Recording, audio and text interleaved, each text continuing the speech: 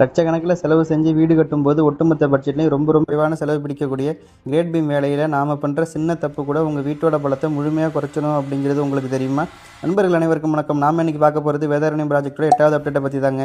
Great beam concrete போடும்போது vibrate பயன்படுத்துறது ரொம்பவே அவசியம். ஏன் தெரியுமா? வைப்ரேட்டர் பயன்படுத்தும் போது தான் காங்கிரீட்டில் இருக்கக்கூடிய காற்று குமிழிகள், அதாவது ஏர்வாய்ஸ் முழுவதும் வெளியேறி கம்பிகளுக்கு இடையில் காங்கிரீட் எந்த இடைவெளியும் இல்லாமல் சீரானபடி செட் ஆகுங்க. இதனால் ஹனிகோம் தேன்கூடு மாதிரியான ஓட்டைகள் எதுவும் விடாது. காங்கிரீட் விரிசல் விடாமல் வீட்டோட அஸ்திவாரம் இரும்பு மாதிரி ஸ்ட்ராங்காக இருக்குங்க. இதில் நம்ம கவனிக்க வேண்டிய முக்கியமான விஷயம் என்னென்னா, வைப்ரேட்டர் நீடில் காங்கிரீட்டில் சாய்வாக இல்லாமல் வெர்டிக்கல், அதாவது நேரானபடி தாங்க இறக்கணும். ஒரு இடத்துல வைப்ரேட்டர் யூஸ் பண்ணும்போது 5லேருந்து 15 வினாடிகளுக்கு மேலே யூஸ் பண்ணக்கூடாதுங்க. அதுக்கு மேலே வச்சா ஜல்லியும் சிமெண்ட்டும் தனியாக பிரிஞ்சு வரதுக்கான வாய்ப்பு இருக்குது. அடுத்ததாக நாம் காலம்கான வேலையை பற்றி நம்ம பார்க்கலாம். அது வரைக்கும் உங்கள் கேஸ் பில்டர்ஸோடு இணைஞ்சிருங்க. நன்றி.